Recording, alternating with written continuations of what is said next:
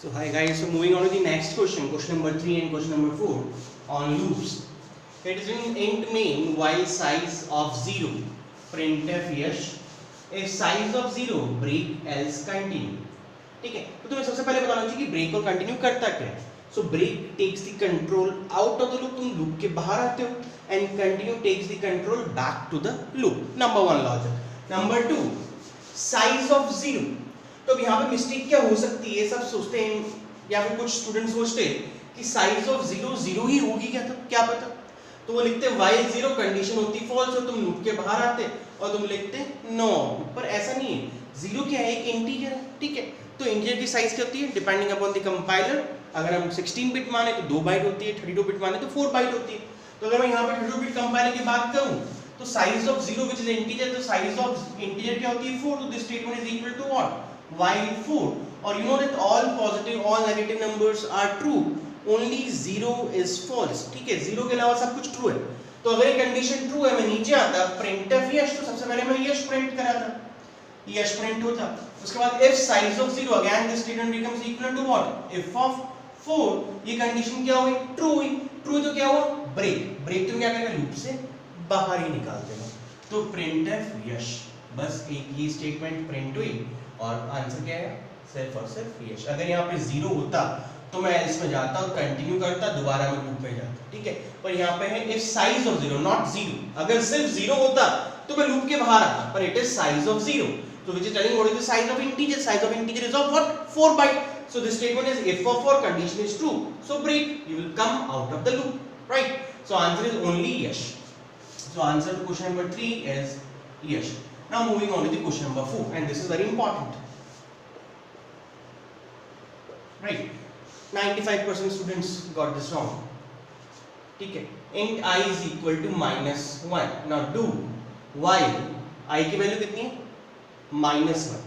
तो tell me whether this -1 जो condition है that is true or false. -1 condition true है या false है. तो int I is equal to -1 while I, तो make it as like just like let's write plus I. now let's suppose if I write plus I. ठीक है, तो अब होगा क्या, या फिर हम इसको और चेंज, चलो हम इसको चेंज करते हैं थोड़ा सा और यहाँ पे हम कर देते हैं I plus. अब देखते हैं इसका आंसर क्या है. now int I is equal to -1 while -1. so the statement is while -1 condition क्या होगी, to all positive negative numbers are true, only 0 is false. अब मेरे को बताओ इस while का पार्ट क्या ये सब इस while के पार्ट है? नहीं, बिकॉज यहाँ पे स्कोप नहीं लगा हुआ. अगर यहाँ पे स्कोप लगा होता इस तरीके से तो मैं बोलता कि सारा का सारा while का पार्ट है, पर यहाँ पे स्कोप नहीं है. तो जो नेक्स्ट लाइन है सिर्फ यही while का पार्ट है, ये बाकी while का पार्ट नहीं है, बाकी ये for का पार्ट है. ठीक है, तो ये while का पार्ट नहीं है, while का पार्ट सिर्फ और सिर्फ ये वाली स्टेटमेंट है. तो यहाँ पे I की वैल्यू है -1 कंडीशन क्या हुई, ट्रू. तो I प्लस हुआ, तो I प्लस यानी -1 प्लस.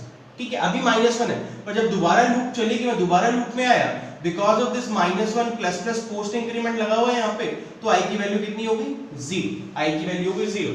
तो while 0 कंडीशन क्या हुआ, फॉल्स, और मैं इस while लूप के बाहर आ गया. अब मैं आ गया इस for पे, और मेरी I की वैल्यू कितनी है, 0. फिर मैं यहाँ पे देखा ये हुआ 0 प्लस. ठीक है, इसके बाद मैं यहाँ पे आया और यहाँ पे लगा हुआ है for के अंदर 0. तो 0 मतलब आपकी कंडीशन क्या हो गई, फॉल्स, और आपको लूप के बाहर आना पड़ेगा. पर यहाँ पे एक ट्रिक क्या है कि आपके लूप के बाहर एक सेमीकोलन लगा हुआ. ठीक है, लूप के बाहर एक सेमीकोलन लगा हुआ. इसका मतलब क्या है कि जब तक तुम्हारी कंडीशन ट्रू होती है तब तक सिर्फ और सिर्फ तुम नल स्टेटमेंट यानी कि सिर्फ सेमीकोलन को इवैल्यूएट करोगे, which is nothing but a null statement, कुछ नहीं होगा. और जैसे ही कंडीशन फॉल्स होगी तुम इसके बाहर आओगे और नेक्स्ट स्टेटमेंट को इवैल्यूएट करोगे. अब क्योंकि ये कंडीशन फॉल्स है, और अगर ये कंडीशन फॉल्स है और इसके बाहर क्या लगा हुआ है, सेमीकोलन लगा हुआ है, तो इस लूप का जो पार्ट है वो ब्रेक नहीं है. इस लूप का पार्ट क्या है, सेमीकोलन. तो जैसे ही कंडीशन फॉल्स हुई, मैं इस लूप के बाहर आया और लूप के बाहर आने के बाद मैंने ये ब्रेक स्टेटमेंट इवैल्यूएट किया. अब ये ब्रेक क्या है, ये डू का ब्रेक है, डू वाइल लूप से बाहर ही आ गया. मैं दोबारा रिपीट कर रहा हूं, देखो I की वैल्यू यहाँ पे थी -1, कंडीशन ट्रू हुई, तो मैंने ये I प्लस इवैल्यूएट किया. जब मैं दोबारा लूप में गया I की वैल्यू कितनी होगी, 0. while 0 कंडीशन होगी फॉल्स, और लूप के बाहर. अब जब लूप के में बाहर आया तो आई की वैल्यू कितनी है 0। अब ये हुआ i plus plus 0 plus plus, इसके बाद मैंने टेस्टिंग कंडीशन चेक करी, यहाँ पे लिखा हुआ है 0 यानी कि आपकी कंडीशन क्या हो गई, फॉल्स हो गई, तो आपको लूप के बाहर आना पड़ेगा। अब यहाँ पे ये ब्रेक जो है ये इस लूप का पार्ट नहीं है, बिकॉज ब्रेक से पहले एक सेमीकोलन लगा हुआ है, तो this semicolon is part of this loop and this break is nothing but part of your do while loop. ठीक है, बहुत इंपॉर्टेंट कंसेप्ट है, बिकॉज फॉर के बाद लगा हुआ है सेमीकोलन। तो जैसे ही कंडीशन फॉल्स हुई, मैं इस लूप के पार्ट के बाहर आया, लूप का पार्ट तो सेमीकोलन था, तो ये तो इवैल्यूएट नहीं हुआ, मैं लूप के बाहर आया और ब्रेक स्टेटमेंट इवैल्यूएट हुई। ब्रेक मतलब मैं इस डू व्हाइल लूप के बाहर ही आ गया और मैंने इस i की वैल्यू को प्रिंट किया, बिकॉज सिर्फ ये वाला i इवैल्यूएट हुआ था, ये वाला i तो इवैल्यूएट ही नहीं हुआ, तो ये हुआ i प्लस प्लस हुआ, तो ये 0 प्लस प्लस था, तो जब इस i पे है तो वैल्यू आई सिर्फ और सिर्फ 1, ये while लूप चला ही नहीं दोबारा।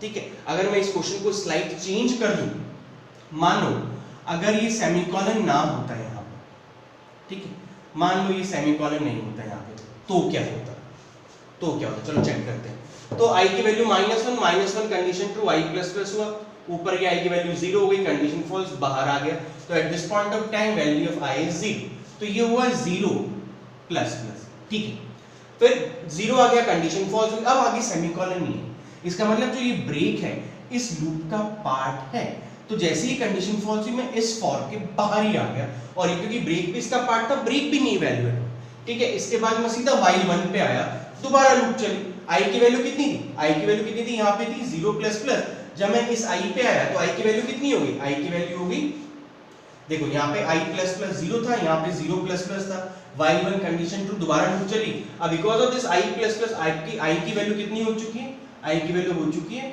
1।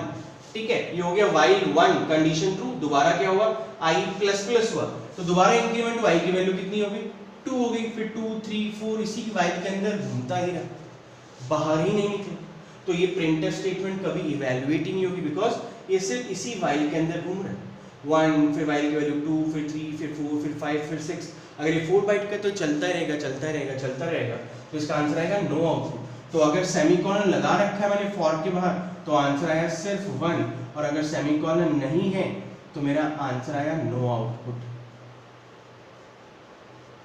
ठीक है, राइट गाइस, तो फॉर के बाद सेमीकोलन को चेक कर लिया करो, बहुत इंपॉर्टेंट है, right. Thank you so much, take care, bye.